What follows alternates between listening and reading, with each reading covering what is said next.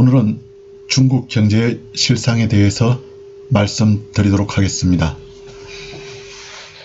중국은 1978년 개혁 개방 이후 계속 고도 성장을 지속해 오고 있습니다. 그래서 세계 제2의 경제 대국을 건설했습니다. 미국 다음 가는 경제 대국이죠. 그런데 과연 중국 경제의 민낯이 어떠한지 그 모습을 살펴보도록 하겠습니다. 기본적으로 경제가 튼튼하고 발전해야지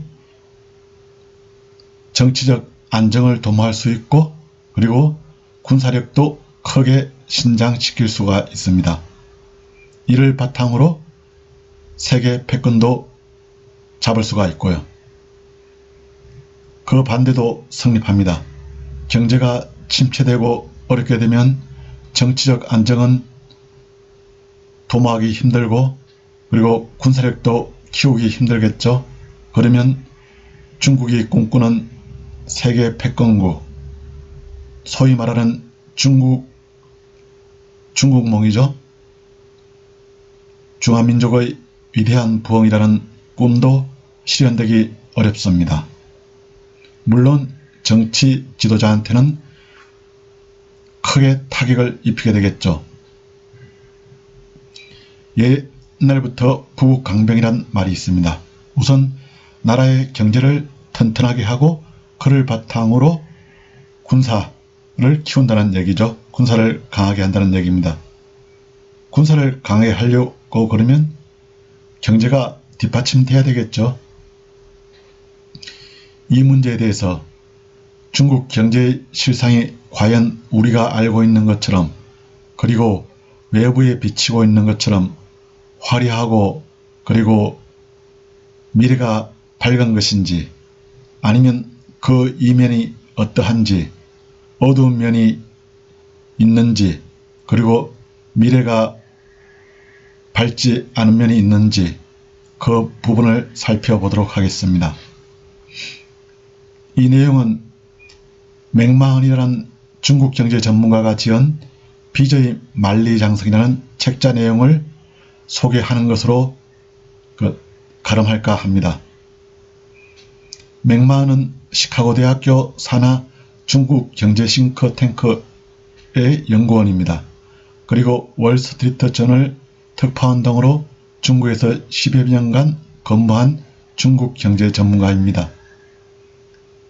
사실 중국 경제에 대해서는 외부에 알려진 바가 많지 않습니다. 그런 면에서 이 책자는 우리가 중국 경제의 속살을, 그리고 실상을 파악하는 데 많은 도움이 될 것으로 보입니다. 이 책자는 우리 중앙일보와 한국경제신문에도 보도됐었고 상당히 호평을 받았습니다. 중국 경제에 대해서 실제 생활하면서 겪은 점, 그리고 파악한 점을 객관적으로 진술한 저작이라고 볼 수가 있습니다.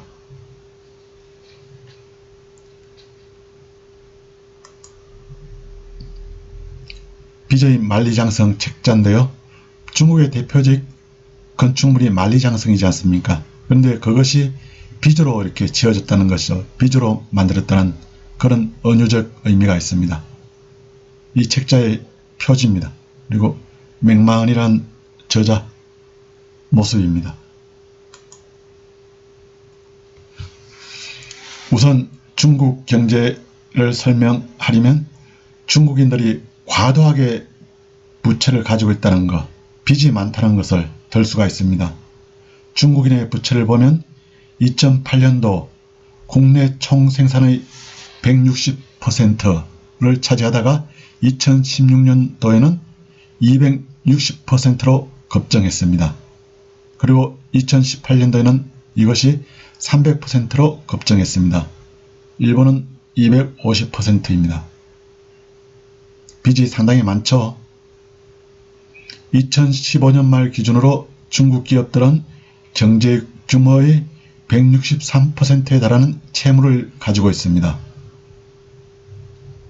2011년도 말 기준으로는 이것이 120%였는데 상당한 규모로 커졌죠. 한국은 105%, 미국은 71%, 독일은 52%입니다. 중국 기업들의 빚이 상대적으로 다른 나라에 비해서 많다고 볼 수가 있죠.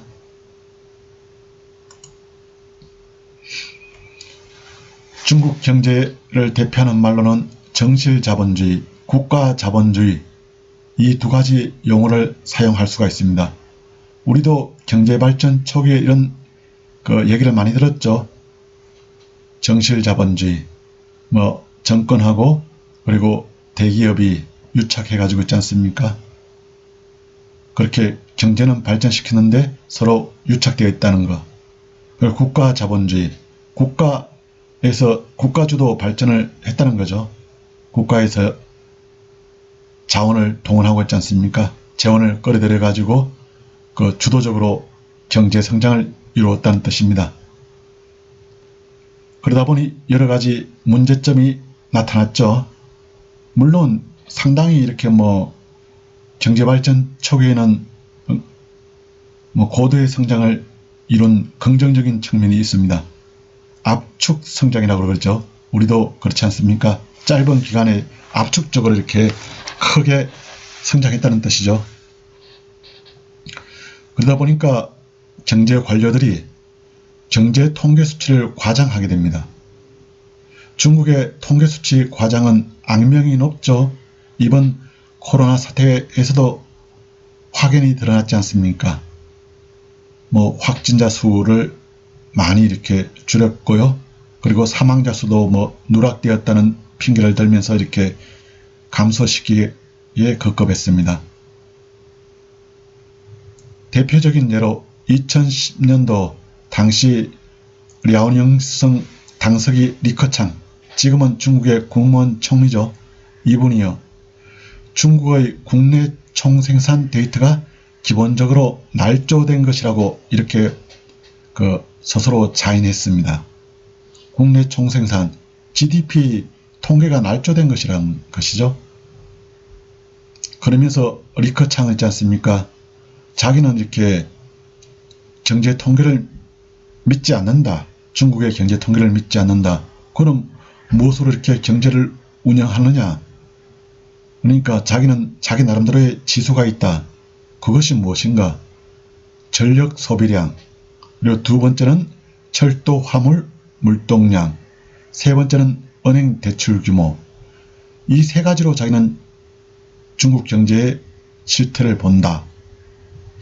그러니까 이 문제는 속일 수가 없죠. 전력 소비량, 철도 화물 운송량, 은행 대출 규모 있지 않습니까? 이거 보면 중국 경제가 잘 돌아가고 있는지 그렇지 않은지를 확연하게 알 수가 있다는 것이죠. 기본적으로 통계는 믿을 수 없다는 것이죠. 그러니까 현대 중국의 커다란 수수께끼 중 하나는 모든 성이 있지 않습니까? 성이 해마다 국가 전체의 경제 성장 속도보다 빠른 성장을 보고한다는 것이 있다는 거죠.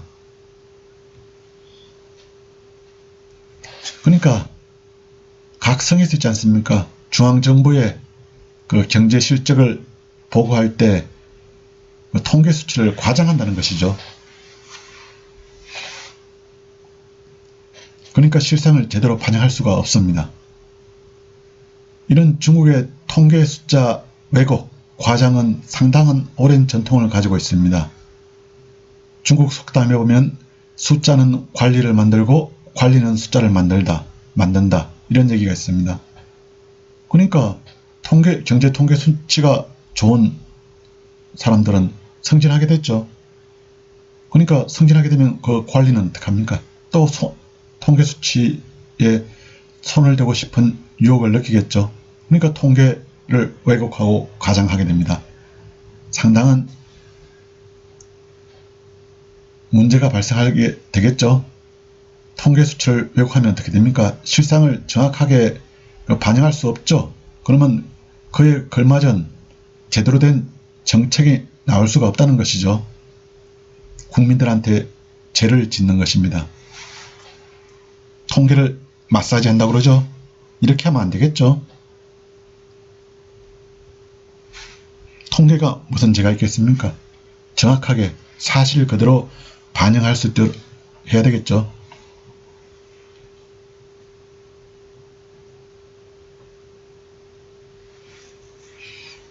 두 번째는 관시 중시 문화가 있습니다. 중국에서는 관계를 중시하죠. 중국에서 그러지 않습니까? 친한 사람 그리고 안 친한 사람 이런 걸로 이렇게 서로를 구분하죠.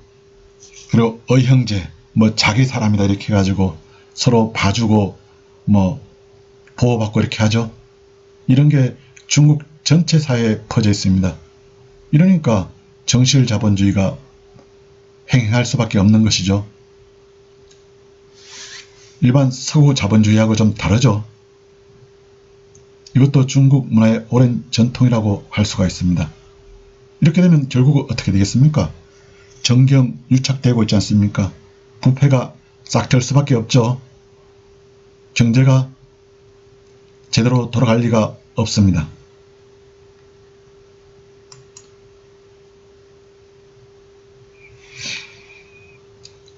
실제로 작년도 9월달에 한국경제신문에 보도된 내용입니다. 중국이 국내 총생산 GDP죠. 뻥튀기를 인정했다는 그런 기사입니다. 내용을 보면 중국 정부가 지방정부의 국내 총생산 산출 방식에 문제가 있다는 것을 공개적으로 인정했다. 중국에서는 1985년부터 지방정부도 별도로 GDP를 발표하고 있는데 통계가 부풀려졌다는 의혹이 제기되어 왔다. 지방정부가 집계한 GDP를 모두 합치면 중국의 국가 GDP보다 항상 5 내지 10% 많았기 때문이다. 그렇죠. 대부분의 지방 성정부가 이렇게 통계를 갖다 과장해서 중앙정부에 보고했다는 것이죠. 그 결과로 이런 상황이 초래됐습니다. 그리고 중국 국가통계국 대변인은 16일 날 브리핑을 통해 지방정부의 GDP를 합산할 때 성들 간 교육이 중복 계산되는 등 문제가 있었다며 이로 인해 지방정부 GDP를 모두 합하면 전체 중국 GDP보다 많은 결과가 나타났다고 밝혔다. 다음으로는 중국 경제에 대해서 좀비 경제라고 일컬어집니다. 좀비 아시죠? 좀비는 무엇입니까? 이익은 내지 못하지만 그래도 죽지 않고 살아서 세금을 내는 기업들을 좀비 경제라고, 좀비 기업들이라고 하고 있습니다. 이런 게 있지 않습니까? 무려 3,500여 개가 된다고 합니다. 이거 정리해야 되겠죠. 계속 이렇게 연명시키면 중국 경제를 갉아먹는 요인이 되겠죠. 근데 이렇게 함부로 정리할 수 없는 것이죠. 뭐 실업자가 많이 양산되고 있지 않습니까? 사회적 불안 요인이 되겠죠. 그러니까 계속 금융기관에서 이렇게 대출을 연장해주고 이래가지고 연명을 시켜주고 있습니다. 이런 기업들이 살아나기가 쉽지 않겠죠. 계속 의존성만 커지고 있지 않습니까? 구조조정은 하지 않고 그럭저럭 이렇게 목숨만 연명하겠죠. 이것은 2016년도 국제통화기금의 그 조사 내용입니다. 그리고 우리하고 깊은 연관이 있는 조선산업입니다. 중국의 조선산업이 상당히 이렇게 크게 발전했죠. 무려 679개 조선소가 있다고 합니다. 그중 510개가 휴업 중입니다. 이게 무슨 얘기입니까? 이렇게 양적으로 확대 성장했죠. 근데 실질적으로 실속이 없다는 것이죠. 너무 거기만 몸집만 덩치만 키우는데 급급해가지고 있지 않습니까? 뭐 수주도 제대로 못 받고 기술도 별로 없고 있지 않습니까? 그건 다 놀려준 수밖에 없죠. 이것 때문에 우리 조선산업도 크게 영향을 받았죠. 우리 조선소 아직도 많이 힘들지 않습니까? 중국이 이렇게 양적으로 이렇게 밀고 나오니까 우리의 경쟁력이 떨어질 수밖에 없죠. 중국이 값싸게 있지 않습니까? 수주를 하니까 우리의 뭐 현대나 뭐 삼성이나 대우 있지 않습니까? 조선소가 그 물량을 제대로 수주할 수가 없었죠. 근데 이런 중국의 조선소들 있지 않습니까? 대부분 이렇게 제대로 가동을 못하고 이렇게 휴업 상태입니다. 참 중국 경제 실상이 낱낱이 드러난 사례라고 볼 수가 있습니다. 이렇게 큰 조선소가 있지 않습니까? 놀고 있습니다. 놀리고 있습니다. 우리 조선소 가운데서도 STX라고 있습니다. 중국에 진출했다가 망했죠. 거의 망했죠.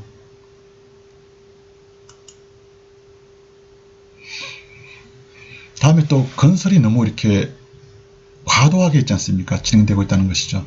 뭐 주택, 아파트, 도로, 철도, 뭐 고속철도, 공항, 항만 이런 겁니다.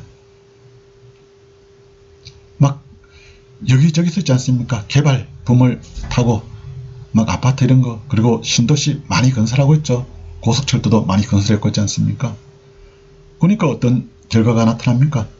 유령 도시가 이렇게 참 생겨났어요. 고스트시티.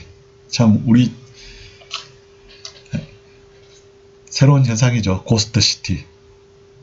중국 전역에 50개 이상 되는 것으로 추정하고 있습니다. 우리의 뭐 분당이나 일산 같은 도시가 이렇게 텅 비어 있다는 것이죠. 실제로는 있지 않습니까? 건물은 막 이렇게 들어섰는데 신도시 조성해가지고. 그런 사례를 살펴보겠습니다. 요녕성이라고 그러죠. 그 태링은 2005년도에 도시 서남쪽에 쌍둥이 도시인 태링 신도시를 착공해서 2015년도 완공시켰습니다. 근데 랴오닝성은 중국에 이렇게 동북부죠. 이쪽에도 크게 발전 여지는 별로 없습니다. 이쪽에 뭐 상해나 이쪽에 심천이나 이런 데하고 좀 다르죠. 근데 신도시에 있지 않습니까? 이렇게 건설했는데 공무 말고는 거리에 사람이 거의 없다. 상가는 텅텅 비어있고 아파트에는 살고 있는 사람 찾기가 쉽지 않다. 이런 전국입니다. 이런 도시가 50개 이상 된다는 것이죠. 참 이렇게 웃을 수만은 없는 사실입니다.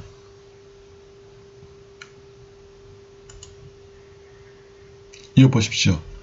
그 유령 도시의 밤 모습입니다. 없죠. 뭐 이렇게 아파트에 불이 켜진 세대나 있지 않습니까? 거리에도 차량이나 뭐 지나다니는 사람들 별로 없죠. 이렇게 바뀌었습니다. 이거 다 누구 탓이겠습니까? 지방정부하고 그 다음에 기업들하고 유착돼 가지고 있지 않습니까? 이렇게 과도하게 개발해 가지고 있지 않습니까? 결국은 이렇게 사람이 살지 않는 곳으로 만들었습니다. 이건 누구의 책임으로 돌아가겠습니까? 결국 다 국민들이 이 세금으로 부담해야 되겠죠. 이 빚 있지 않습니까? 지방정부에서 진 빚 있잖아요. 세금 낭비죠. 그러니까 중국 지방정부는 이렇게 경쟁적으로 있지 않습니까? 신도시 개발에 나섰습니다. 그러니까 결국은 총 부채 규모가 2008년도 말에는 5조 6천억 이하 정도 썼는데 2016년도 들어서는 무려 3배 가까이 이렇게 늘었습니다. 16조 2천억 위안으로 있지 않습니까? 문제가 심각하죠. 이렇게 난개발했다는 거죠. 난개발. 하여튼 중국 지방정부는 있지 않습니까? 산을 낀 지방정부는 산을 깎아가지고 이렇게 도시를 만들고, 그리고 바다를 낀 지방정부는 있지 않습니까? 바다를 메워가지고 이렇게 신도시를 만들었어요. 그거 왜 그러겠습니까? 실적을 올리기 위해서 있지 않습니까? 막 개발해야 되니까. 뭔가 다른 것을 보여줘야 되니까. 문제죠. 이렇게 해가지고. 수요에 맞춰가지고 개발해야 되겠죠. 수요도 별로 없는 데 있지 않습니까? 그렇게 뭐 아파트만 크게 짓고 있지 않습니까? 그러면 누가 오는가요? 유인책도 없는 데 있지 않습니까? 아무도 살지 않는 곳으로 황막한 그런 유령도시로 바뀔 수밖에 없죠. 이런 사태를 두고 있지 않습니까? 중국의 전국인민대표대회 상무위원회 전 부위원장은 지방정부의 부채는 중국의 서브프라임이다. 서브프라임이 뭡니까? 2008년도 미국 금융위기의 주범이 된 것입니다. 주택 모기지 회사죠, 있지 않습니까? 모기지 상품 있지 않습니까? 주택을 저당으로 해가지고 이렇게 그 서민들한테 그 자금을, 많은 자금을 빌려주고 있지 않습니까? 결국은 어떻게 된 겁니까? 서브프라임이 금리가 올라가니까 있지 않습니까? 그거 해소해야 되잖아요. 빌려주는 돈을 해소하려고 그러니까 서민들이 돈이 있는가요? 못 갚지 않습니까? 결국은 이거 서브프라임 이런 업체들 파산하게 되었죠. 그것이 결국은 미국의 금융위기의 단초를 제공했고 있지 않습니까? 그래서 리먼 브라더스 이런 그 금융회사들이 무너지게 된 거죠. 토지는 중국의 투자주도 호황의 핵심에 자리 잡고 있다. 그러니까 거품이 많이 꼈다는 거죠. 토지 거품, 그리고 이 아파트 거품 있지 않습니까? 부동산 거품. 우리도 뭐 정도의 차이는 있지만 이런 경우를 경험했었죠. 지금도 어느 정도 이렇게 거품이 끼어 있다고도 볼 수가 있습니다. 개발해야지. 그래야지 지방정부도 수입이 생기고 있지 않습니까? 그리고 자기도 지방성에 당석이나 있지 않습니까? 인정을 받게 되죠.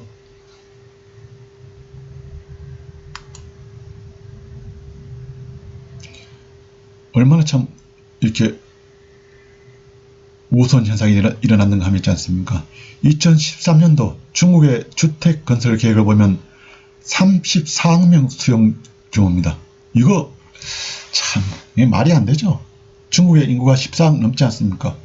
이렇게 근데 주택 건설 계획을 보면 34억 명을 갖다 수용할 수 있는 규모라는 것이죠. 참 중국 사람들 이렇게 배포는 크다고 볼 수가 있었잖아요. 얼마나 큰 많은 거품이 끼어 있다는 것을 알 수가 있는가요? 아파트 거품이죠.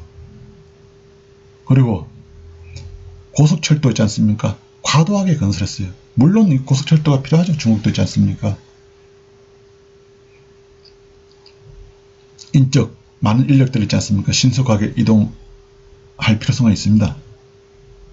총 연장이 2만 킬로미터입니다. 근데 중국인들 보십시오. 일일 평균 소비액이 6.5달러 정도밖에 안 됩니다. 근데 이런 소비액 가지고 이런 소비 수준 가지고 있지 않습니까? 고속철도 이용할 수가 있겠습니까? 요금이 얼마나 비쌀 거 아닙니까? 그런 거 고려하지 않고 중국의 그 국민 소득 그리고 이제 수요 이런 고려하지 않고 너무 많은 고속철도를 건설했다는 것이죠. 결국은 뭡니까 이것도? 중국 고속철도 회사의 적자가 중국 국내 총생산의 6%를 차지하게 되는 그 결과를 초래했어요. 이것도 너무 무분별하게 과도하게 있지 않습니까? 건설했다는 것이죠.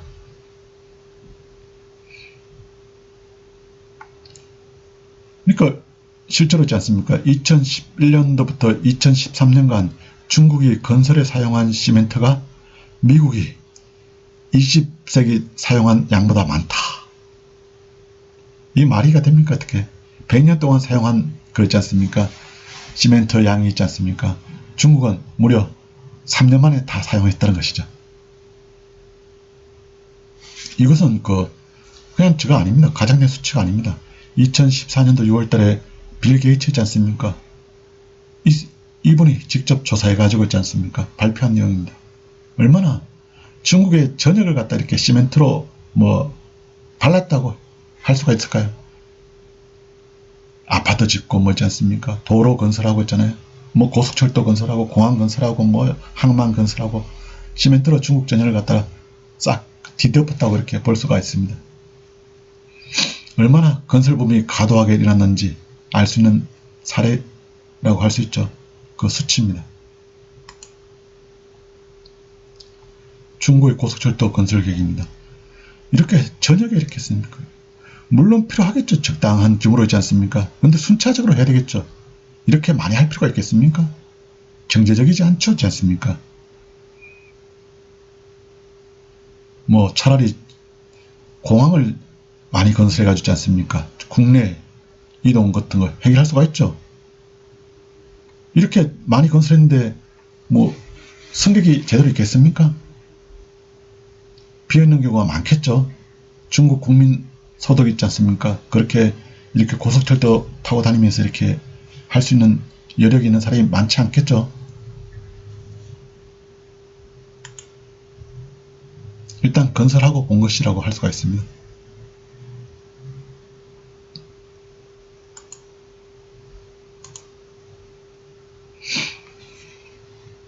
이렇게 되다 보니까 있지 않습니까? 뭐 지방 정부나 이렇게 막 과도하게 개발하다 보니까 있지 않습니까? 막 토지 수용해가지고 그래가지고 뭐 개발한 것입니다. 중국은 아직도 이렇게 일당 독재자지 않습니까? 그러니까 뭐 그 토지 수용할 수가 있습니다. 우리는 지금 힘들죠. 막 그냥 이렇게 막 데모하고 난리가 나죠. 토지 수용한다고 그러면 있지 않습니까? 그리고 뭐 수용될 토지에다가 막 그냥 뭐죠 그런 거 건물 짓고 그다음에 뭐 저 사과나무 뭐 배나무 막 심고 그래가지고 빽빽이 심어가지고 막 보상을 많이 받으려고 온갖 안가림을 쓰지 않습니까? 근데 중국은 값싸게 이렇게 땅을 빼앗아가지고 있지 않습니까? 개발하게 됩니다. 아직도 중국 국민들이 이렇게 크게 목소리를 내기는 어렵죠. 그리고 뭐 제대로 보상을 해주겠습니까? 싼 값에 수용해가지고 있지 않습니까? 그리고 개발해가지고 또 비싼 값에 팔아넘기겠죠. 그거 다 지방정부의 수입으로 거의 들어가겠죠. 짭짤한 돈벌이가 되지 않습니까? 지난 10년간 자기 토지가 수용되거나 집이 철거된 중국인의 수는 6,500만 명입니다. 대단 6,500만 명이면 영국의 전체 인구입니다. 인구. 이렇게 많은 중국 국민들이 있지 않습니까? 토지 수용으로 이렇게 피해를 봤다는 것이죠. 이익 본 사람 누굽니까? 각급 지방정부는 토지 판매로만 22조 1천억 위안을 벌어들였습니다. 그러니까 너도 나도 나서가지지 않습니까? 뭐 농지나 이런 거 수용해가지고 그 판매해버렸죠. 그냥 다. 우리도 그렇지 않습니까? 예전에 보면 예전에 토지 공사가 있었습니다. 토지 공사에서 이렇게 토지 수용해가지고 그 다음에 그 택지로 개발하죠. 택지로 개발해가지고 어디로 넘겨줍니까? 주택공사로 넘겨주죠. 주택공사에 넘겨주면 주택공사는 또 그걸 갖다 이제 해가지고 자기들도 일부 이제 뭐 주공 아파트 짓고 그리고 나머지 부분은 또 이제 일반 민간 뭐 건설회사한테 분양하죠.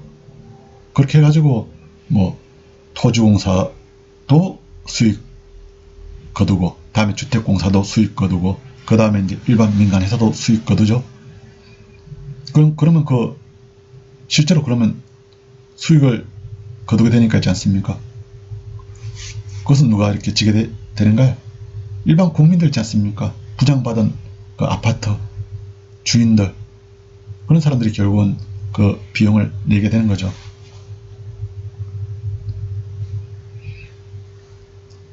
이런 시스템이 작동하는 것이죠.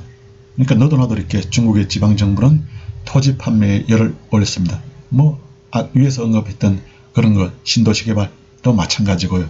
그리고 산업단지 개발 이런 거 돈 되는 일은 뭐 모든 거 다 했다고 볼 수가 있죠.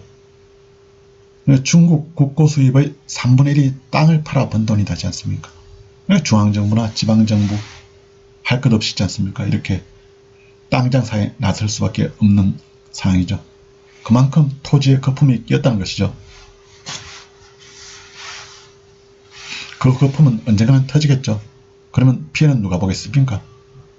일반 국민들한테 돌아가겠죠. 고스란히 있지 않습니까? 부동산은 중국 경제를 떠받치는 기반이다. 2013년도 기준 국내 총생산의 약 20%를 차지한다. 걱정해야 할 문제는 토지 거품이다. 부동산 거품이 되지 않습니까?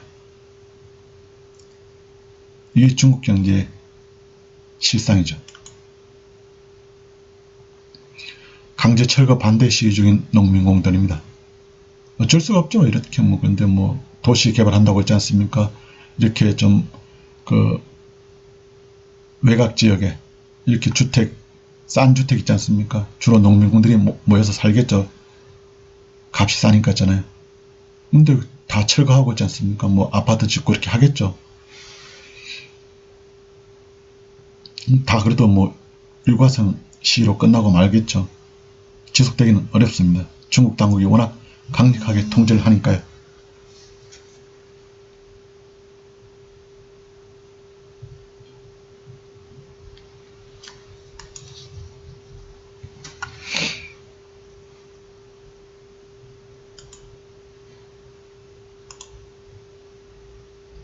그리고 중국의 금융 기관들 살펴보겠습니다. 금융회사들은 본업보다는 투기에 이렇게 골몰하고 있습니다. 이게 더 돈이 되니까 있지 않습니까? 그러니까 회사에 있지 않습니까? 자금 대출해주고 뭐 이자 받아먹는 것이 아니고 있지 않습니까?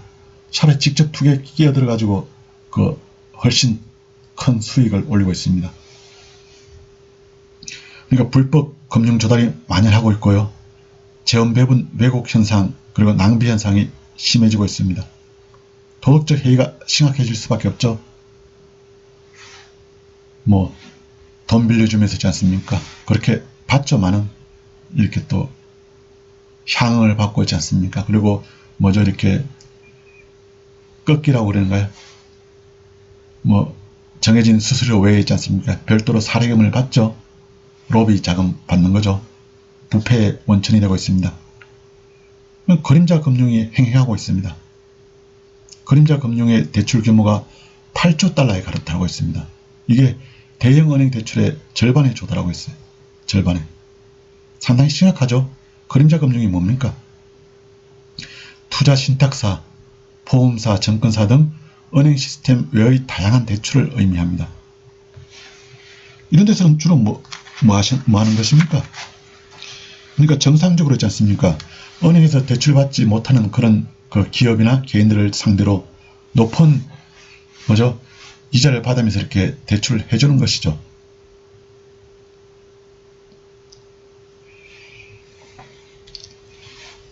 우리도 한때 이런 좀 그 IMF 있지 않습니까? 그때 금융위기 때 우리 저축은행들 많은 그 파산 도산했죠. 그것이 뭡니까? 제대로 있지 않습니까?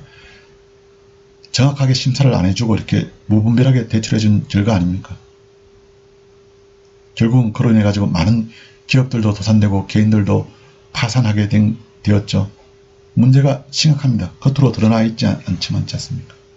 제대로 파악도 안 될 겁니다. 그림자 은행의 그 대출 실태에 대해서. 워낙 복잡하고 있지 않습니까? 중국 정부 당국에서 통제하기도 상당히 어렵습니다. 이 자체를 가지고.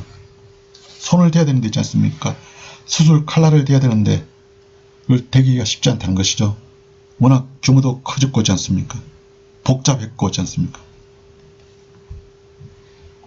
그리고 실제로 만약에 손을 대면 있지 않습니까? 문제가 심각해지니까 중국 정부 당국에서도 손대기를 주저하죠. 내관을 키우고 있는 것이죠. 자꾸 뭐죠 이렇게 상처, 골문 데가 있지 않습니까? 뭐 제대로 치료를 안 하고 뭐 도래되질 않고 놔두니까 자꾸 골마지게 되겠죠. 상황은 더욱더 심각해질 수밖에 없습니다. 언젠가는 손을 봐야 되겠죠. 아니면 뭐 외부 요인에 의해 가지고 손볼 수 없는 그런 상황에도 도달할 수가 있습니다. 2014년도 그림자 금융의 신용 창출 규모가 국내 총생산의 40% 정도에서 2016년도 중반에는 80%로 급증했어요. 상당히 문제가 심각해졌다는 것이죠. 2008년도 미국 금융위기 상황과 유사한 그런 수준에 도달했다고 봅니다. 그림자 금융이 워낙 복잡하죠. 그러니까 당국이 통제할 수가 없어요. 중국 정부에서도 있지 않습니까? 그런데 문제가 더욱더 심각한 것은 중국 정부 역시 그림자 금융을 이렇게 손보기를 꺼린다는 사실이죠. 문제는 자꾸 커질 수밖에 없죠. 이렇게 놔두게 되면 있지 않습니까? 그래서 뭐 간혹 일부 논자들은 있지 않습니까? 중국의 은행은 그 미화된 전당포에 불과하다 이런 식으로 있지 않습니까? 말이 뭐 은행이지 있지 않습니까? 실제로 영업하는 거 보면, 행태를 보면 전당포 수준이다. 그걸 갖다 이제 이름만 그럴듯하게 은행으로 이렇게 붙인 것이다, 불가하시다. 이런 식으로 얘기를 하고 있습니다. 이 금융당국도, 중국의 금융기관도 부실에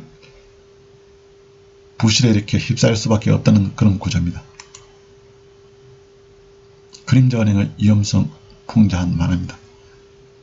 이렇게 은행에서 정상적으로 돈을 빌 수 없는 뭐 개인이나 기업들을 갖다 있지 않습니까? 고수익을 갖다 이렇게 내세워 가지고 유인하는 거죠. 유인해놓은 데 있지 않습니까? 근데 뭐 그 상품이 제대로 있지 않습니까? 환매가 안 되고 이렇게 되면 결국은 이런 투자한 그런 개인이나 기업들 있지 않습니까? 다 이렇게 파산할 수밖에 없죠. 위험이 곳곳에 도사리고 있습니다.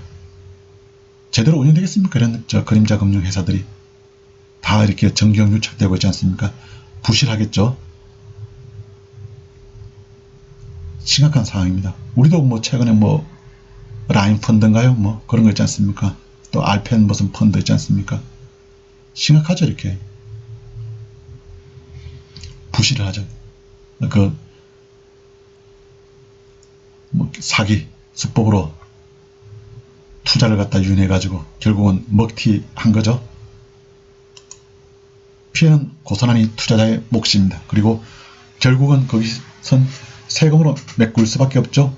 국민들한테 그 부담이 고스란히 넘겨집니다. 다음엔 중국은 돈잔치, 너무 돈을 많이 풀었다는 것이죠. 뭐 지금은 정도의 차이는 있지만 대부분 그렇죠. 이렇게 뭐 미국도 그렇고 달러 많이 풀었지 않습니까? 우리도 그렇고 일본도 그렇고 있지 않습니까? 중국은 더 심각하죠. 돈잔치. 그러니까 중국에 이렇게 돈을 풀으니까 결국은 막 경제가 호황될 수밖에 없죠. 겉으로 보게 하지 않습니까? 근데 이 실질 경제 성장을 반영하지 못하는 것이죠. 결국은 거품이 많이 끼었다는 것이죠. 거품이 터지면 그건 어떻게 됩니까? 그 피해는 아주 가혹하겠죠.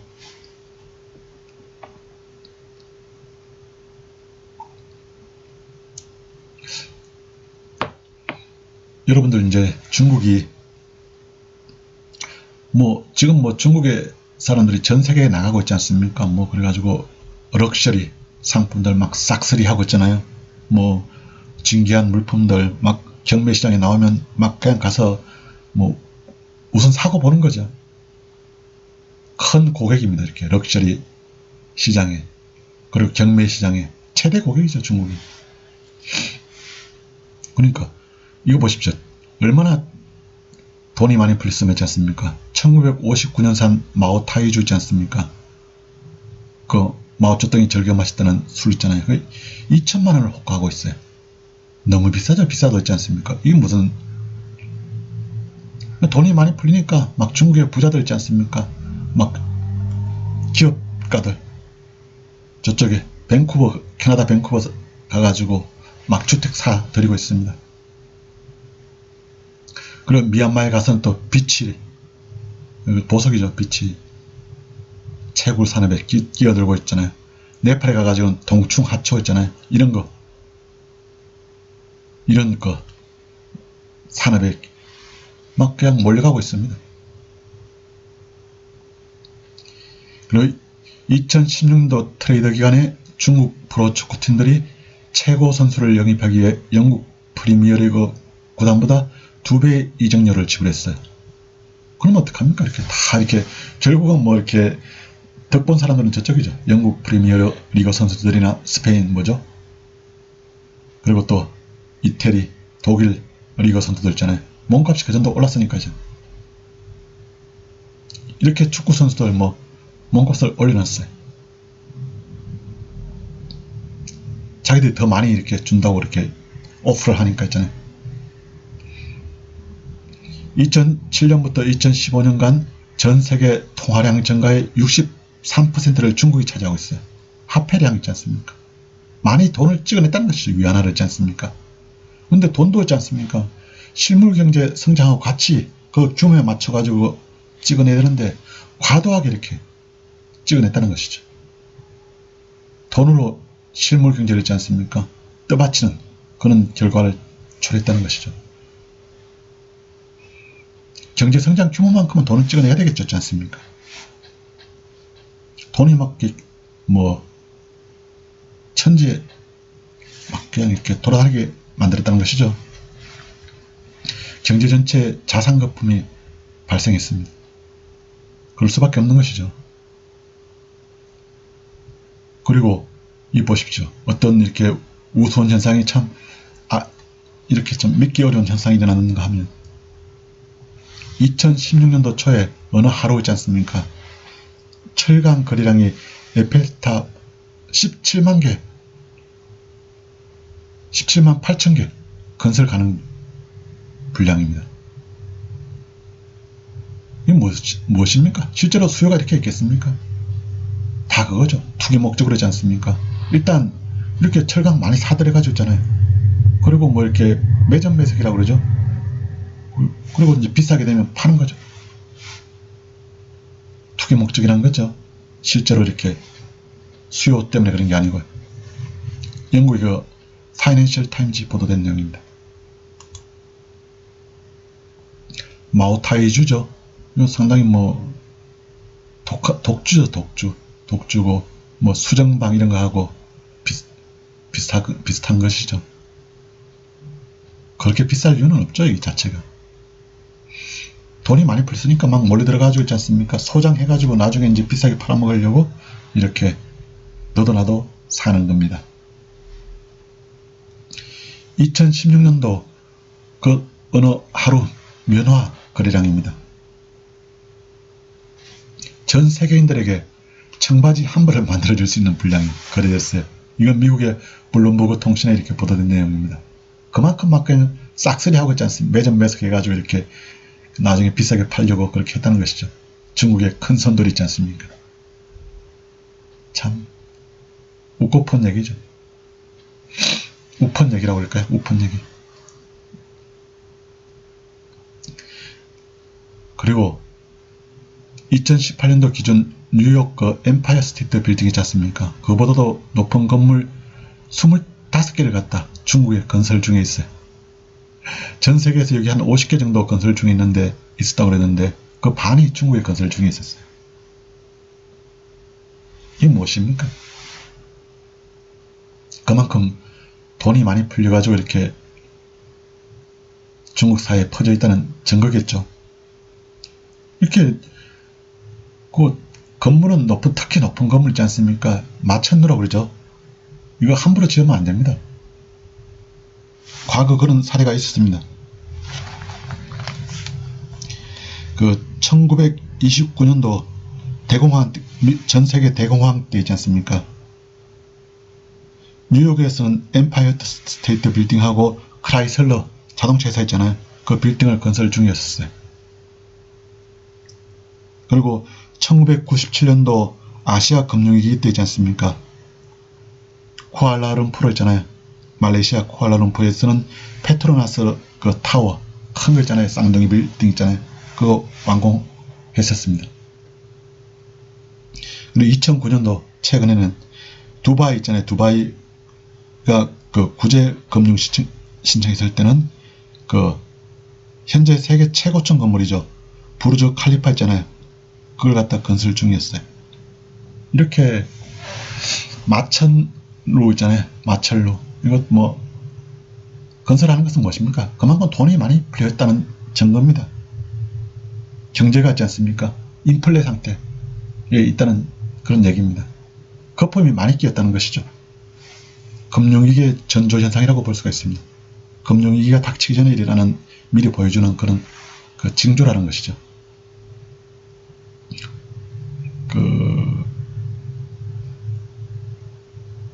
우리도 있지 않습니까? 이건 좀 우스갯소리인데 롯데에서 잠실에 뭐 123층 건물 그 최고층 건물 지었지 않습니까?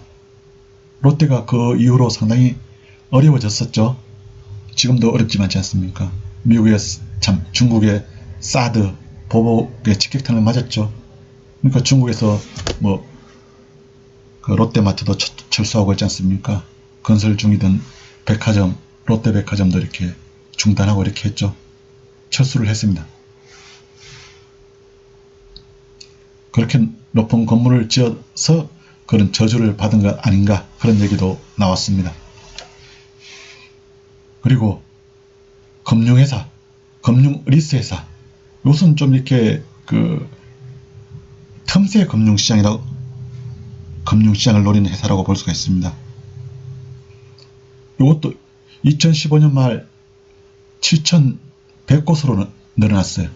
2012년도에 비해서 11배 규모입니다. 틈새 금융회사들 있잖아요. 다 뭡니까 이 자체가. 돈이 너무 많이 풀렸고 있지 않습니까? 그리고 투기적 활동으로 자꾸 이렇게 이어졌다는 증거입니다. 우리나라도 한때 리스 회사들이 많이 있었습니다.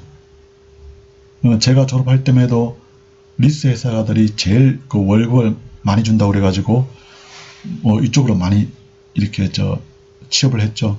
근데 몇 년, 한 10년도 못 가가지고 대부분 다 망했어요. 지금 없죠. 하나도. 거의 잘 찾아보기 힘들죠. 옛날에는 뭐 기업 리스, 뭐 산업 리스 이래가지고 이런 회사들이 우후죽순격으로 이렇게 많이 생겨났었어요.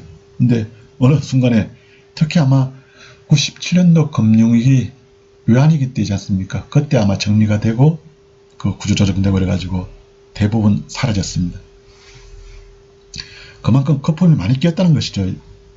금융에 있잖아요. 결론은 무엇입니까? 많은 회사들이 빚으로 빚을 갚는다 했지 않습니까? 빚을 연장시키지 않으면 롤오버라고 그런 데 있지 않습니까? 회사들이 이제 파산할 수밖에 없다는 것이죠. 그러니까 빚을 또 어떡합니까? 돌려막기라고 그러죠. 근데 감당할 수 있겠습니까? 지속 가능성이 없겠죠. 언젠가는 이렇게 뭐 파산 신청을 해야 되겠죠. 근데 단기적으로 이제 뭐 중국의 은행들이나 있지 않습니까? 뭐 정부에서 이렇게 뭐 은행들 보고 돈을 빌려주라고 그러지 않습니까? 그 안정화 조치들이죠. 그렇게. 근데 그런 조치들은 언제까지 계속할 수가 있겠습니까? 결국 다가올 위기 상황의 문제를 더욱 키우고 있는 형국이다 있지 않습니까? 우리도 마찬가지죠. 이렇게 우리나라도 그런 이렇게 뭐 빚으로 빚을 갚는 회사들이 많이 생겨났죠. 앞으로도 더욱 생겨날 경우가 있지 않습니까? 근데 이거 뭐 정리도 못하고 있잖아요. 자꾸 뭐 정부에서 이렇게 뭐 자금을 이렇게 빌려주죠. 뭐 산업은행 통해서든지 아니면 일반 은행 통해서 있지 않습니까? 결국은 그때는 이렇게 지나가겠지만 이게 뭐 계속될 수는 없겠죠. 언젠가는 터지겠죠. 폭발되는 것을 갖다 있지 않습니까? 미래로 미루고 있는 그런 상황밖에 더 되겠습니까? 문제는 더욱더 커질 수밖에 없는 것이죠.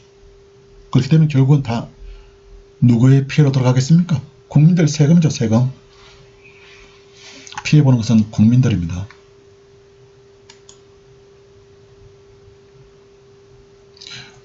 보십시오. 이렇게 뭐 돈이 많이 풀쓰니까 막 그냥 너도 나도 이렇게 막 그냥 뭐 100층 이상 되는 건물들을 막 짓고 있습니다. 마찰로. 근데 뭐 큰 도시 있지 않습니까? 상하이나 뭐 아니면 베이징이나 뭐 저쪽에 뭐죠? 심천 이런 데 있지 않습니까? 그런 데는 이렇게 지어도 되죠. 이렇게 높은 건물들 수요도 좀 있을 거고 있지 않습니까? 그런데 이쪽에 그 뭐죠? 랴오닝성, 요녕성 있지 않습니까? 동북부 지방 선양이라고 그 주도죠. 성도 있지 않습니까? 거기에 무려 이런 건물을 갖다 300m가 넘는 건물 있잖아요. 5개를 건설 중에 있어요.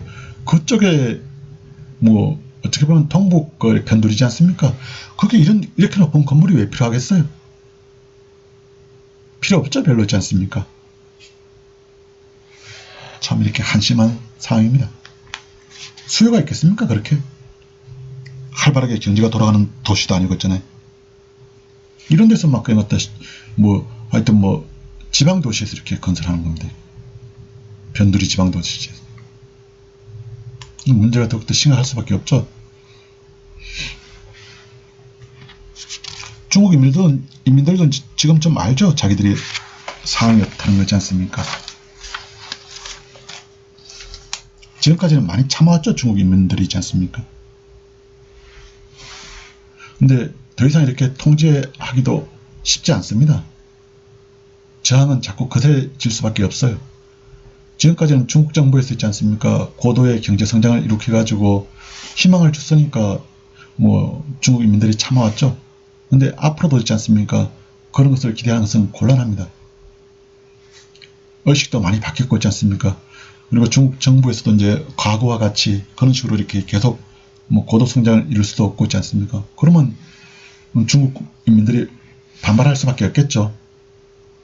미래가 나아진다는 보장도 없고 있지 않습니까? 근데 더 이상 뭐 이렇게 뭐 참고 견디겠습니까? 의식도 많이 바뀌었잖아요. 뭐 인터넷하고 뭐 그런 거 있지 않습니까? 휴대폰하고 다 알죠. 외부 세계가 더 돌아가는지 있잖아요. 중국인들의 저항은 정부가 극복할 수 없을 정도로 거세지고 있다. 이제 더욱더 심해지겠죠. 경제가 지금 나빠지고 있으니까요. 그리고 특히나 올해 들어서는 있지 않습니까? 코로나 사태로 중국 경제가 어떻게 됐습니까? 작년도에는 겨우 6.1% 성장했는데 올해는 어떻게 될까요? 뭐 1% 성장한다는 그 IMF 발표가 얼마 전에 있었습니다. 그러면 그 고통은 견디기 어렵겠죠. 실제로 1사분기, 올해 1사분기 중국의 경제 성장률이 있지 않습니까? 작년 같은 기간에 비해서 마이너스 0.68%를 이렇게 기록했어요. 상당히 심각한 사태죠. 물론 뭐 중국 정부에서 이제 경기 부양책을 꺼내놓겠죠. 얼마나 이제 그 경제 침체를 회복할 수 있을지는 좀 지켜봐야 될 것 같은데 코로나 사태로 상당한 타격을 입을 것은 분명합니다. 1% 성장.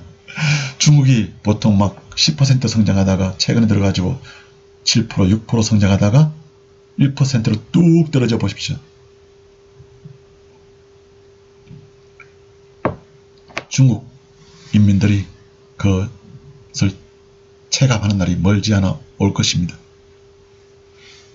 저항하게 되겠죠. 지금까지도 저항해 왔습니다. 더욱더 거세질 수밖에 없습니다. 저항 원인이 무엇인가요? 국영기업들이 사기업의 영업활동을 방해하고 있습니다. 노골적으로 있지 않습니까? 사기업들이 완전 을입니다. 을. 국영기업들은 갑들이고 있지 않습니까? 갑이고 자기들이 독점 막 행포 누리는 거죠. 그래서 사기업들이 뭐 제대로 영업을 못하게 하고 있습니다. 돈 되는 것은 다 국영기업들이 뛰어들어가지 있지 않습니까? 자기들이 차지하고 있습니다. 불만이 클 수밖에 없죠. 중국의 중앙정부와 지방정부는 농민들의 땅을 강제 수용하고 이를 개발하여 그 수익을 거두고 있다는 것이죠. 지금까지는 어느 정도 견뎌왔어요. 근데 지금 자꾸 저항의 조짐이 보이고 있습니다. 이렇게 뭐 보상해주지 않으면 뭐 자살하겠다 이렇게 건물 위에 올라가가지고 이렇게 위협하고 있습니다. 이런 상황이 자꾸 발생하겠죠. 뭐 언론에는 중국 내 언론에는 잘 보도 안 되죠. 이런 게 부정적인 측면이니까 있지 않습니까? 중국은 또 언론 통제를 강하게 하고 있으니까요. 근데 이게 인터넷이나 이런 것을 자꾸 이런 소식이 외부로 전파되는 것이죠. 그리고 이렇게 땅을 파가지고 자기들을 스스로 생매장하겠다고 이렇게 위협도 하고 있습니다. 이런 극단적 행태가 앞으로도 계속 늘어날 수밖에 없겠죠. 저항할 수밖에 없습니다. 지금까지 어땠습니까? 중국 인민들은 그래도 뭐 자기들 정부가 경제도 성장시키고 이렇게 잘 살게 만들어주니까 참아왔죠. 근데 지금 중국이 처한 대내외 여건이 어떻습니까? 다르죠. 과거하고 많이 달라졌죠. 특히 경제 있지 않습니까? 경제 측면에서 보면 중국의 농민공들 가족들하고 헤어져 가지고 있지 않습니까? 타향에서 이렇게 일을 하고 있습니다. 온갖 구박을 받으면서 낮은 임금에서 있지 않습니까? 열악한 주거 환경에서 작업 환경에서 일하고 있어요. 그리고 뭐 심각한 환경 오염도 다 참고 있어요. 그리고 불평등 이런 거 빈부격차 심하지 않습니까? 이런 것도 다 뭐 참아냈어요. 견뎠고 있지 않습니까? 그리고 뭐 그런 거 부패 이런 것도 다 이렇게 감내했고 있잖아요. 그리고 자기들의 권리도 많이 이렇게 스스로 있지 않습니까? 제약시켰어요. 그런데 그 결과가 무엇입니까? 그 대가를 받아야 되겠죠. 자기들이 이렇게 고생하면서 있지 않습니까? 참고 견디고 면서 이래 왔는데 중국 정부에서 그런 거 대가 반대급부를 제공하지 못한다 그러면 반발할 수밖에 없죠. 자기가 그런 이때까지 견디려온 보람이 없다는 것이죠. 반대급부가 뭡니까? 경제성장이죠. 그 과실이지 않습니까? 그걸 갖다 이렇게 나눠 가지게 해야 되는데 경제성장이 안 되면 어떡합니까? 과실을 나눠 가질 수 없죠. 그러면 반발할 수밖에 없겠죠. 결국은 중국의 정치체제 불안정을 가져올 수밖에 없습니다. 경제가 제대로 안 돌아가면 중국의 정치체제가 불안정할 수밖에 없죠. 주민들이 불만을 토로할 것이니까. 그리고 행동으로 나설 거 아닙니까? 결국 이것은 또 뭐 중국의 꿈, 중국몽을 실현하는데도 큰 장애가 되겠죠.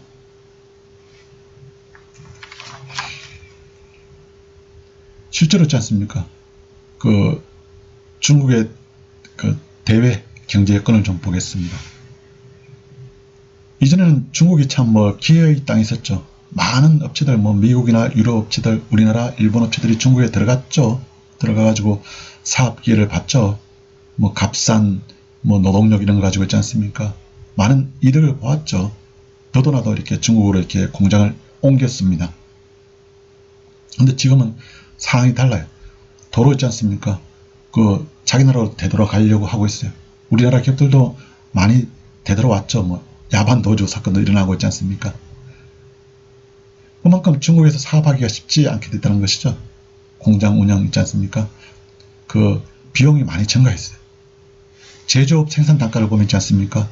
2014년도 기준 미국은 중국보다 평균 5% 정도의 비싼데 불과하다. 그러니까 과거와 같이 그렇게 있지 않습니까? 가격 경쟁력이 중국이 높지 않다는 것이죠. 차라리 미국에서 생산한 게 더 쌀 수도 있습니다. 그런 이렇게 물류 비용도 적게 들고 있잖아요. 그러니까 실제로 중국의 섬유회사 사장은 이런 식으로 토로했습니다. 지금 중국의 섬유공업은 살아남기 힘들다. 다시 사우스캐롤라이나로 공장을 옮겨야 한다. 이 중국의 청바지 만드는 회사입니다. 그러니까 그 당시 2010년도 정도 돼가지고 있지 않습니까? 미국의 금융위기 발생하니까 이쪽으로 이렇게 공장이 있지 않습니까? 중국으로 갔어요, 많이. 근데 지금은 상황이 또 반전돼가지고 다시 미국으로 있지 않습니까? 공장을 옮기는 것이 더 쌀 수가 있다는 거 있잖아요. 거기서 공장을 옮겨가지고 그것을 생산해가지고 판매하는 게 더욱더 자기들한테 유리할 수가 있다는 것이죠. 지금 중국에서는 섬유 공장도 이렇게 사양 산업으로 있지 않습니까? 돼가지고 또 노동자들의 임금도 높아지고 그러니까 경쟁력 있는 제품을 만들기 힘들다. 이런 식으로 자기들의 사정을 토로했습니다. 2005년도네. 2005년도에 있지 않습니까? 사우스캐롤라이나 미국의 섬유공장 200개가 중국으로 공장을 이전했습니다. 그 결과로 미국인들 3만 명이 실업했죠. 일자리를 잃었습니다. 그것이 이제 거꾸로 있지 않습니까? 지금은 이제 이 공장들이 다시 미국으로 가야 된다는 것이죠. 미국이 훨씬 아니겠지만 더 경쟁력이 있다는 것이죠.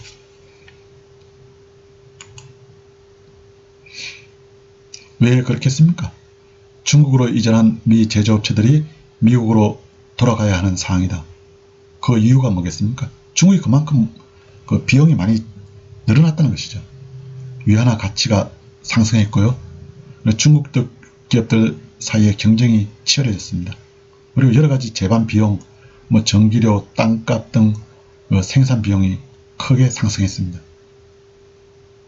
이 다 제품 생산 비용이죠. 그리고 인건비가 또 상당히 많이 올랐어요. 방글라데시는 중국의 4분의 1밖에 안 됩니다, 현재. 그리고 베트남은 중국의 2분의 1 수준입니다. 그러니까 이쪽 가서 이렇게 섬유공장 운영하는 게 훨씬 유리하겠죠. 특히 뭐 방글라데시 이런 데 있지 않습니까? 실제로 이쪽에 많이 가 있죠. 베트남도 그렇고 있잖아요. 그리고 미국, 중국 간 임금 격차도 점차 감소하고 있습니다. 그만큼 중국 노동자들의 임금이 비싸졌다는 것이죠. 그리고 또 이제 이런 이유 중에 하나가 있지 않습니까? 중국의 경제 활동 인구가 감소하고 있다는 것이죠. 경제 활동 인구, 뭐 우리 14에서 59세까지를 말합니다. 이게 10억 명이 있었는데 2015년부터 벌써 감소하기 시작했어요. 10년 뒤에는, 앞으로 10년 뒤에는 4,500만 명 감소할 것이고, 그리고 2050년까지는 추가로 1억 5천만 명이 감소할 것입니다. 상당 규모가 이렇게 감소할 것이라고 이렇게 유엔 인구국에서 예상을 했습니다. 과거에 있지 않습니까? 중국의 그 경쟁력이 뭡니까? 많은 인구로 그 싸게 있지 않습니까? 싼 그 인건비로 이렇게 생산하는 것이죠. 인구 보너스라고 그럽니다. 우리도 이런 식으로 했었죠. 과거 60년대, 70년대 있지 않습니까? 싸게 이렇게 우리 인구가 많았죠. 그러니까 농촌에서 뭐 구로공단, 뭐 구미전자공단 이런 데로 들어와 가지고 낮은 임금으로 이렇게 제품 생산해 가지고 싸게 팔았죠. 그러니까 경쟁력이 있었던 거 아닙니까? 그런 인구 보너스 중국은 특히 있지 않습니까? 누려왔죠. 이렇게 뭐 10억 명이면 인구가 대단하죠. 이 사람들이 모여가지고 있지 않습니까? 싸게 생산해 가지고 세계 시장에 파니까 다른 나라에서 생산 제품하고 훨씬 경쟁력이 앞설 수밖에 없죠. 그런데 그런 시대가 이제 지나가고 있다는 것이죠. 이렇게 인구가 막 2억 명까지 감소하면 있지 않습니까? 어떻게 됩니까? 인건비는 늘어날 수밖에 없죠. 증가될 수밖에 없습니다. 그런 보너스 시대가 이제 갔다는 것이죠. 가고 있다는 것이죠. 중국과 인도의 인구 전망 그래프를 보겠습니다. 이 빨간 게 중국이고 여기 이제 인도인데 있지 않습니까? 빨간 게 있죠. 인도고 여기 이제 중국입니다. 중국은 이렇게 인구가 앞으로도 계속 줄어들 것이라고 이렇게 보고 있는 것이죠. 뭐 11억 정도 이때까지 뭐 예측하고 있네요. 2095년도 뭐 이렇게 되지 않습니까? 그에 반해 가지고 인도는 지금 한 13억 정도 되죠. 13억 얼마 되지 않습니까? 이렇게 15억 16억 가까이 있지 않습니까? 이런 식으로 증가할 것이라고 이렇게 내다보고 있는 것이죠. 인구 면에서는 상당히 인도가 중국보다 훨씬 이렇게 유리하죠. 이제 머지않아 가지지 않습니까? 인도가 세계 최대의 인구를 보유한 국가가 되겠죠. 한 30년 가까이 되면 있지 않습니까? 그러니까 혹자는 인도 경제의 미래가 더 밝다. 중국보다지 않습니까? 그런 식으로 얘기를 하고 있습니다. 인도 경제에 대해서 말씀드리면 장점이 많이 있습니다. 이것은 제 얘기가 아니고 있지 않습니까? 미국의 그 경제학자 얘기인데 있잖아요. 인도는 일단 경제 규모도 크고 인구 규모가 크지 않습니까? 그리고 시장도 크죠. 그러니까 그에 걸맞았겠지 않습니까? 또한 그 문화도 이렇게 상당히 이렇게 수능적인 문화죠. 자기 이렇게 운명에 만족하고 있지 않습니까? 열심히 살죠. 그러면 나중에 내세에 이제 보상을 받게 된다. 이런 이렇게 종교적 신념을 갖고 있죠. 그리고 영어 사용하니까 있잖아요. 그 국제화도 세계화도 되고 있잖아요. 상당히 의식도 많이 발전했죠. 특히 IT, 과학기술 면에서 상당히 발전해 있죠. 여러 가지 그런 면을 들어가지고 앞으로 인도 경제가 중국 경제를 앞설 것이다. 그리고 미래 전망이 훨씬 밝다. 이렇게 많은 사람들이 내다보고 있습니다. 물론 카스트 제도 이게 좀 제약 요인이 되겠죠. 그래도 이렇게 긍정적인 면이 부정적인 면보다 더 많다고 이렇게 많은 학자들이 보고 있습니다.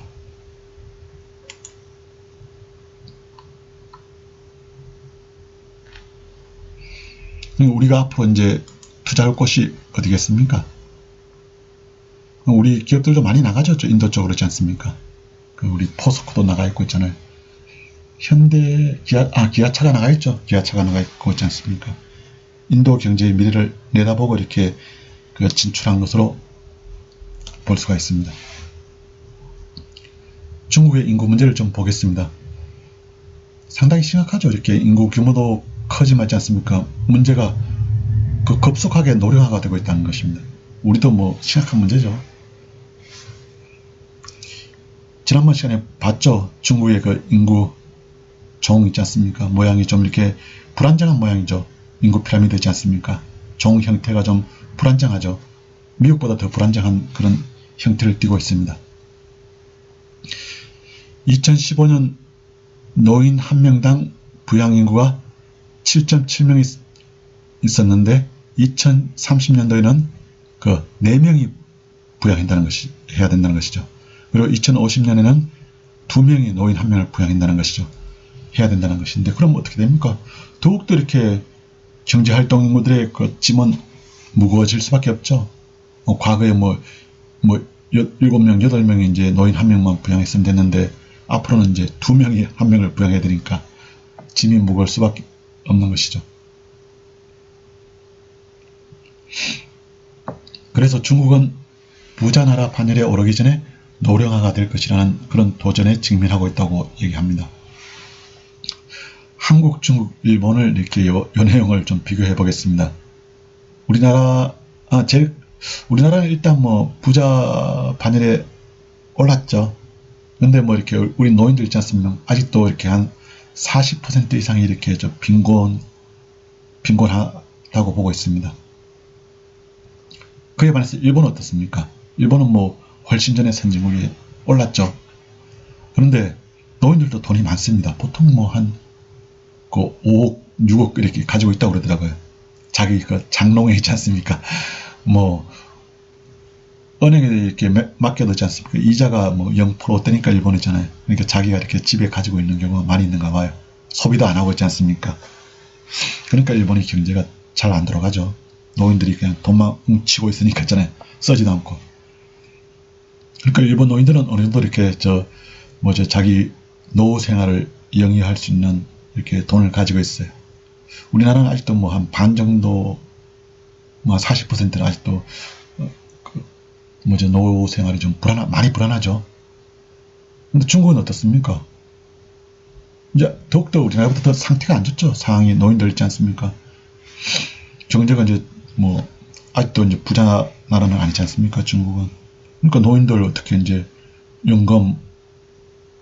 부자는 아니니까 연금 받든지 이렇게 아니면 정부에서 이렇게 보조금 주는 걸로 이렇게 살아야 되잖아요. 근데 정부가 거절 여력이 있겠습니까? 지금처럼 계속 경제 성장하면 줄 수 있겠죠. 근데 앞으로 경제가 나빠지면 쉽지 않겠죠. 그러면 중국 노인들 상당히 빈곤한 상태에 빠질 수밖에 없습니다. 노인 문제가 심각해질 수밖에 없죠. 중국은 이렇게 인구 보너스를 갖다 누려왔어요. 그런데 더 이상 이렇게 이런 보너스를 갖다 향유할 수가 없어요. 그 이유가 뭡니까? 한자녀 정책, 무조건 부부가 결혼하면 자녀를 하나만 가지라. 이게 1979년부터 2015년까지 이렇게 유지가 됐었어요. 그러니까 노동인구는 감소할 수밖에 없죠. 2명이 1명만 낳으니까 부부가 1명만 낳게 되니까요. 이건 경제적으로 특히 이렇게 사회적으로 큰 문제를 야기할 수밖에 없죠.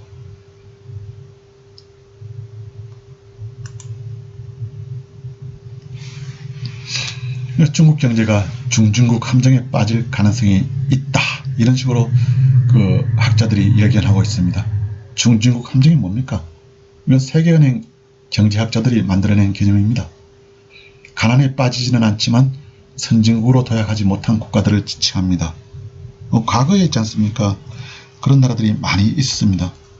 뭐 태국이나 말레이시아 이런 나라들이 있지 않습니까? 브라질, 멕시코 이런 나라들이 있었는데 그에 반해 가지고 우리는 좀 다르죠. 우리하고 일본, 싱가포르, 아일랜드 이런 나라들은 중중국 함정에서 벗어났죠. 전 세계적으로 이렇게 중중국 함정에 빠지지 않고 벗어난 나라들이 그 13개국에 달합니다. 근데 중국은 어떻습니까? 지금은 1인당 국민 총소득이 한 10,000불 넘습니다. 2019년도 기준으로. 많이 컸죠. 많이 성장했죠. 근데 2015년도 기준으로 이제 부자 국가의 기준이 1인당 그 국민 총소득이 12,475불입니다. 이건 매년 한 2% 정도 이렇게 증가하거든요. 그러니까 중국이 있지 않습니까? 이런 수준에 도달하기 위해서는 앞으로도 상당 정도 이렇게 경제 성장을 이루어야 된다는 것이죠. 이 기준은 계속 올라갈 거니까요. 12,475불이지 않습니까? 매년 2% 정도 증가한다고 그랬죠.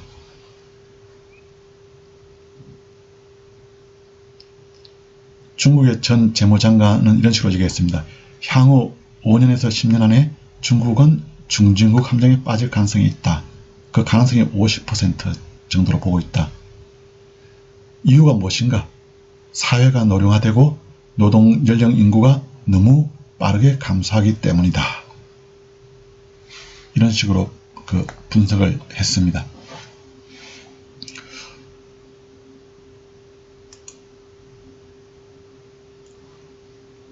리커창 중국 국무원 총리 있지 않습니까? 이분 경제 전문가죠. 중국이 6%대 성장 어렵다. 이런 식으로 작년도 이렇게 예상했습니다. 이게 이제 작년 9월 달에 우리 신문에 보도된 내용인데요. 실제로 어떻게 됐습니까? 6.1% 작년도에 성장했죠. 중국이 있지 않습니까? 겨우 턱걸이 6% 턱걸이를 했습니다. 올해는 설명했다시피 IMF 있지 않습니까? 국제통화기금은 중국의 경제가 1% 정도 성장할 것 같다. 이런 식으로 얘기했어요. 정말 급격하게 성장률이 떨어지는 것이죠. 6%에서 1%로. 그렇게 되면 중국이 어떻게 되겠습니까? 아우성 치겠죠. 중국 인민들 있지 않습니까? 목소리가 높아질 수밖에 없습니다. 데모가 많이 일어나겠죠. 실제로 있지 않습니까? 올해 1사분기 중국의 경제 성장률이 작년 같은 기간에 비해서 마이너스 6.8% 기록했다고 그러지 않습니까? 특히 2사분기는 더욱더 어려울 것입니다. 실질적으로 그 코로나 바이러스 사태로 인해서 이제 영향이 이제 2사분기에 본격적으로 나타날 것이니까요. 물론 3, 4분기, 4, 4분기는 반등하겠죠.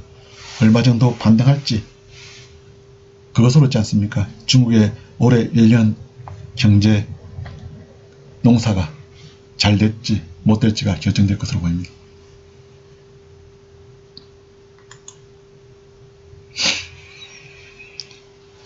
그리고 중국은 기본적으로 있지 않습니까?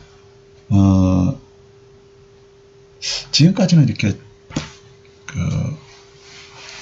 뭐라고 할까요?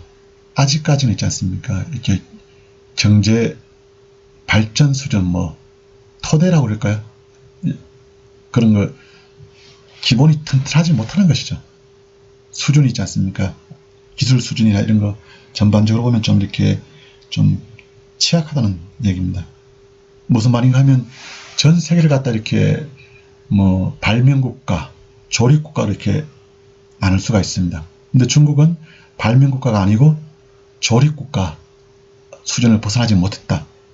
이런 식으로 이렇게 평가를 받고 있습니다. 발명국가는 헤드 네이션스, 그러니까 기술 수준이나 이렇게 그런 게 발전해가지고 산업을 이끌고 있는 국가들이라는 것이죠. 부가가치가 높은 산업을 만들어 가지지 않습니까?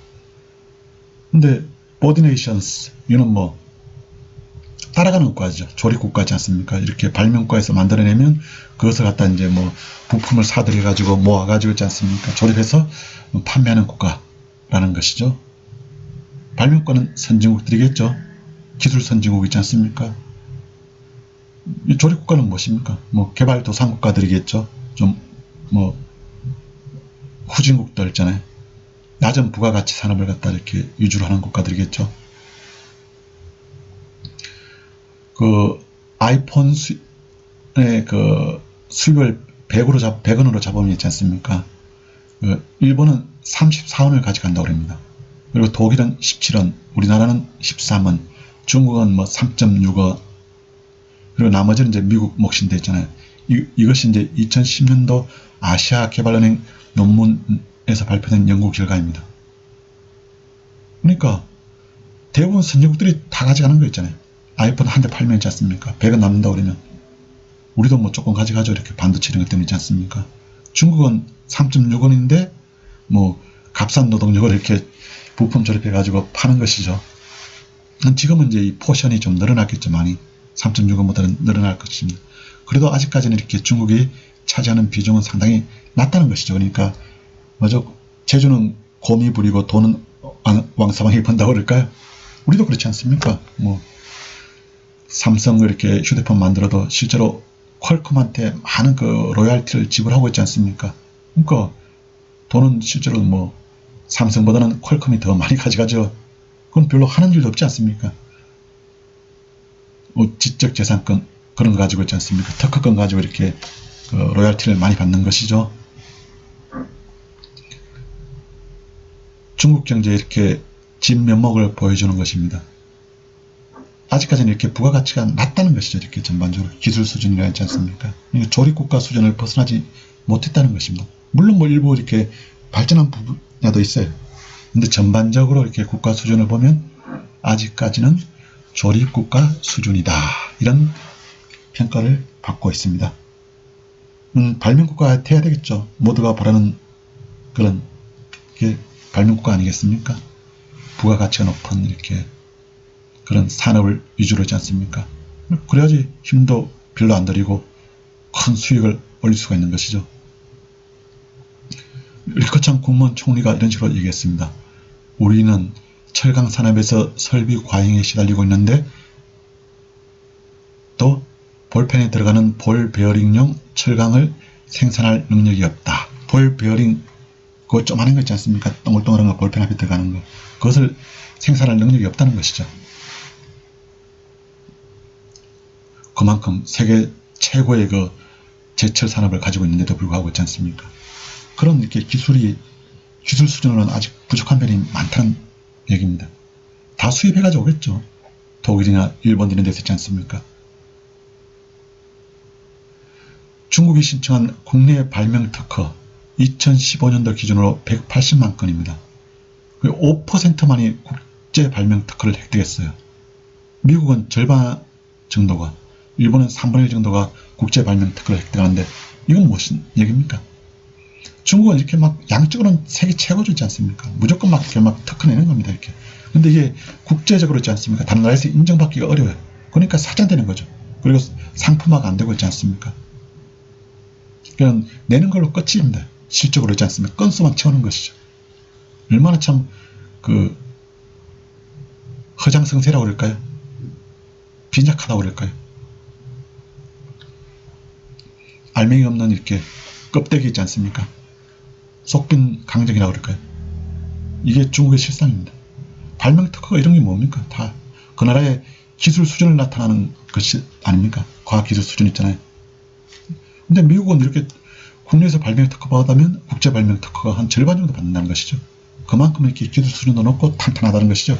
그래서 상품도 만들 수 있고 있지 않습니까? 실제 일본은 3분의 1 있잖아요. 중국은 이거 5%만 이렇게. 인해전술이네 이것도. 이렇게 뭐 특허를 내야지 그럴 거 아닙니까? 정부의 보조금도 받고 그리고 뭐 이렇게 은행의 대출도 쉽게 받을 수 있겠죠. 그러니까 일단 특허 내고 보는 겁니다. 중국 내 아이폰 조립 공장 근로자들 모습입니다.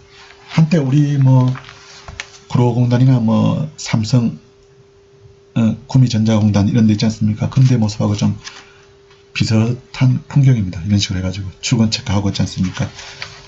뭐 전달사항, 강조사항 이렇게 하겠죠.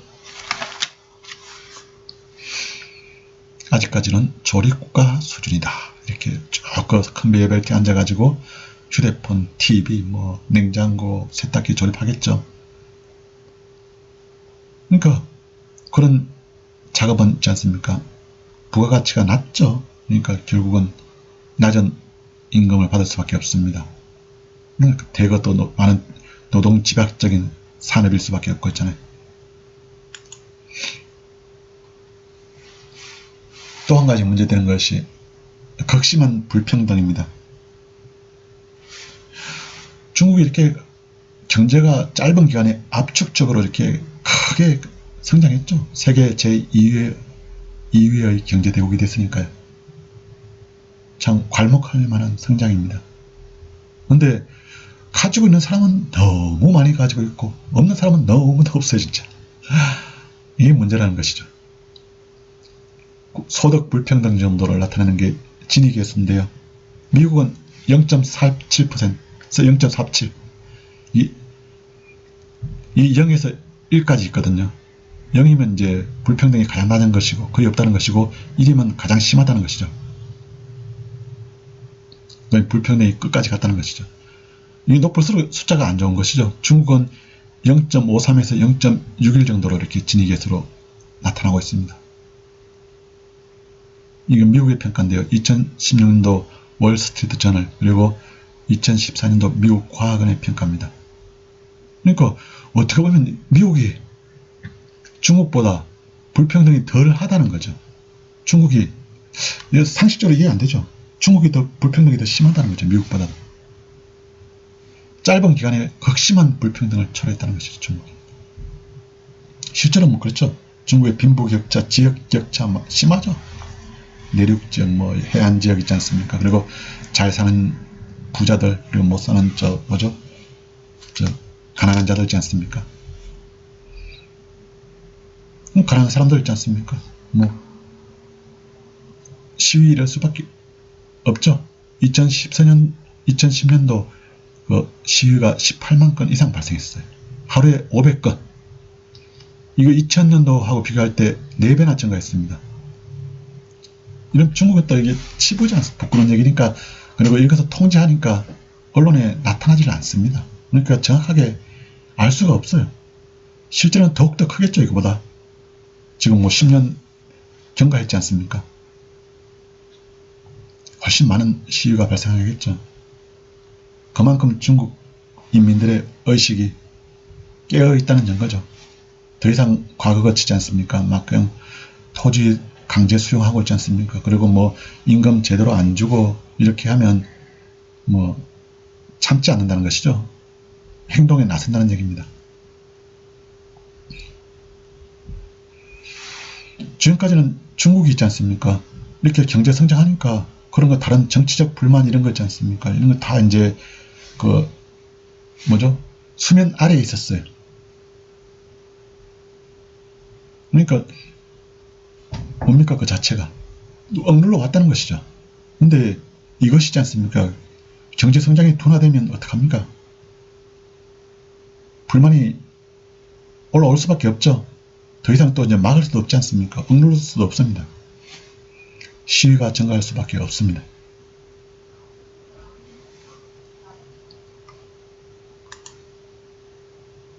중국의 미래를 전망해 보겠습니다. 중국 전문가들 사이에 향후 중국의 전망에 관해 합의된 견해가 조금이라도 있다면 그것은 중국이 어떤 식으로든 그럭저럭 헤쳐나갈 것이라는 점뿐입니다. 그렇겠죠. 중국은 이렇게 상당히 이렇게 통치술이 발달한 국가지 않습니까? 발전한 상당히 이렇게 잘 주민들의 불만을 억누르고 있지 않습니까? 잘 이렇게 헤쳐나갔다는 것이죠. 어떤 식으로든 있지 않습니까? 뭐 경기가 나빠지면 그냥 또 경기 부양책을 쓰겠죠. 조만간 아마 이제 시진핑 주석도 돈을 많이 풀 겁니다. 더욱더 지금도 많이 풀었죠. 근데 뭐 5월달 들으면 더욱더 또 양회라고 있습니다. 그런 건 이제 열고 또 이제 막 그 재정을 막 퍼붓겠죠. 경제가 그만큼 나빠졌으니까 그렇지 않습니까? 그런 식으로 이제 지금의 그 이렇게 당면한 위기를 갖다 이렇게 극복할 것으로 예상되고 있습니다. 근데 그것이 권원적인 실질적인 처방은 못 되겠죠. 우선 이렇게 뭐랄까 미봉책이라고 할 수밖에 없습니다. 지금의 뭐 위기는 이렇게 잠잠하게 할 수는 있다는 것이죠. 근데 오래 갈 수는 없다는 것이죠. 그런 식으로는. 여러 해 동안 중국의 거침없는 부상은 불가피해 보였지만 그런 형태의 미래는 가망 없다는 것이 점차 분명해지고 있다. 그렇죠. 이제 뭐 과거같이 뭐 10%, 11%막 성장 이제 어렵겠죠. 앞으로 이제 않습니까? 한계에 도달했다는 것이죠. 여러 가지 중국이 처한 여건으로 보면 있지 않습니까? 더 이상 그런 성장은 지속 가능하지 않다는 게 분명해지고 있습니다. 인구 구조나 세계 경제 형태나 이런 거 보면 있지 않습니까? 중국은 개혁과 고통, 정치적 지도력이 요구되는 고질적인 경제적 문제를 가지고 있다. 그렇죠. 개혁과 고통, 그리고 정치적 지도력, 이 세 가지죠. 그들은 모든 나라들의 성장을 주도하는 부유한 나라라는 자신이 바라는 역할을 맡으려면 이 문제를 해결해야 한다. 개혁해야 되겠죠. 중국의 경제 구조 있지 않습니까? 바꿔야 되겠죠. 정경유착 있지 않습니까? 그리고 과도하게 막 빚에 의존하는 경제, 그런 것 더 이상 통할 수 없죠. 그리고 뭐 이렇게 거품 낀 경제, 토지나 건물, 아파트, 도시개발, 거품 이런 거 있지 않습니까? 걷어내야 되겠죠. 그렇게 되면 어떡합니까? 기득권 세력들이 많이 양보해야 되겠죠. 누군가는 그렇게 피해를 볼 수밖에 없지 않습니까? 피해를 보게 되는 사람은 누굽니까? 기득권 세력이어야 되겠죠. 근데 실제로는 기득권 세력들은 양보를 하지 않으려고 합니다. 이 사람들 그만큼 권력을 가지고 있으니까요. 고통을 받으려고 하지 않겠죠. 정치적 지도력이 필요한 이유가 여기에 있습니다. 기득권 세력을 갖다 잘 다독거려 가지고 양보하도록 유도하고 있지 않습니까? 그렇게 하고 이제 경제 개혁, 구조 개혁을 있지 않습니까? 뭐 고통스럽더라도 추진해야 되는데 그렇게 할 지도자가 있을까요? 그리고 할 수가 있을까요? 그런 여건이 될까요? 그렇지 않을 겁니다. 그것이 중국이 당면한 딜레마고 고민일 것입니다. 기본적으로 중국의 정치적 지도자들은 뭡니까? 기득권 세력에 엎혀있다고 볼 수가 있습니다. 기득권 세력들이 지지하지 않으면 지도자들도 정치 생명이 위태로울 수밖에 없는 것이죠. 여기에 이제 중국의 정치 지도자들의 고민이 있습니다.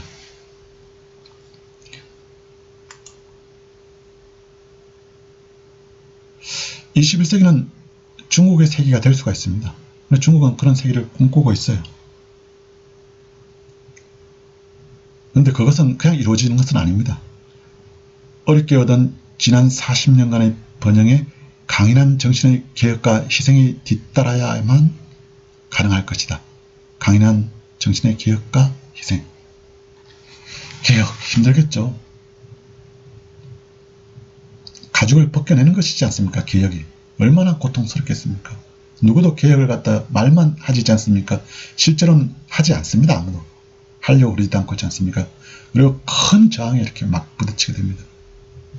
그것이 개혁을 어렵게 하는 요인입니다. 누가 희생하겠습니까? 특히 기득권 세력들 희생하려고 안 그러겠죠. 근데 중국은 성장할 수가 있죠. 계속 뭐 이렇게 번영할 수도 있겠죠. 그러려면 중국이 어떻게 됩니까? 중국이 현재 걷고 있는 경로에 근본적인 변화가 있어야 할 것이다. 지금과 같은 경로이지 않습니까? 그런 발전 방식, 이런 정책 노선 가지고는 더 이상 이렇게 번영할 수 없다는 것이죠. 근본적이고 실제적인 변화가 있어야지 그렇게 발전할 수 있다는 것이죠.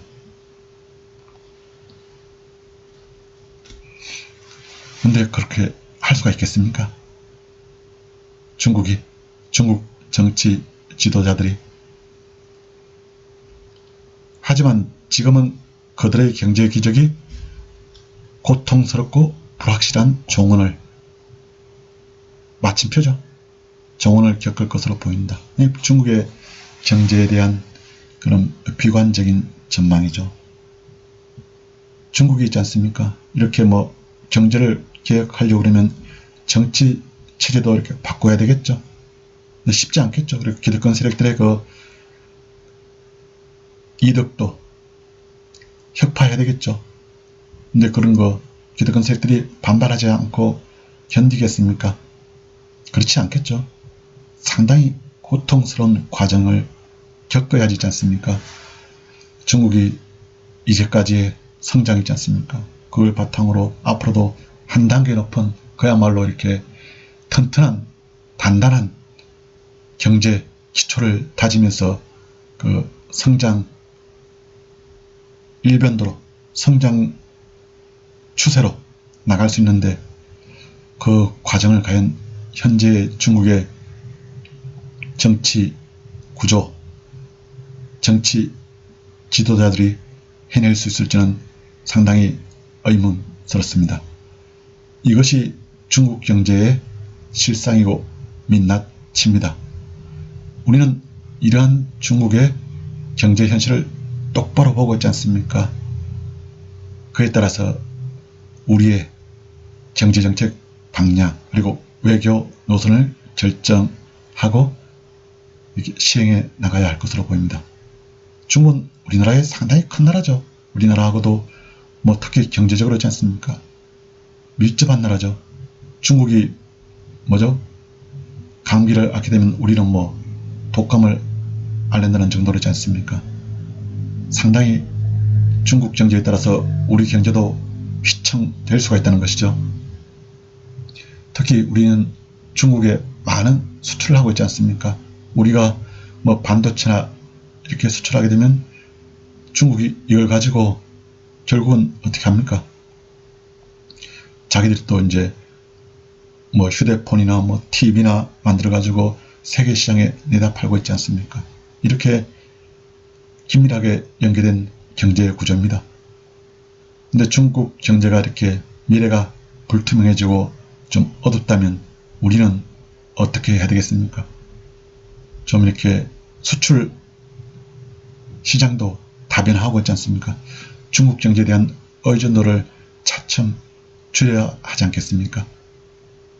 그렇게 함으로써 우리의 활로를 있지 않습니까?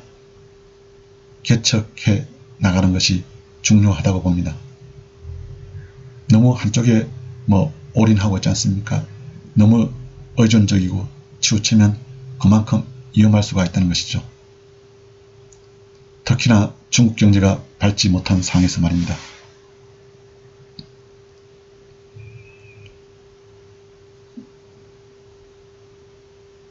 이상 오늘 강의를 모두 마치겠습니다. 수고 많으셨습니다.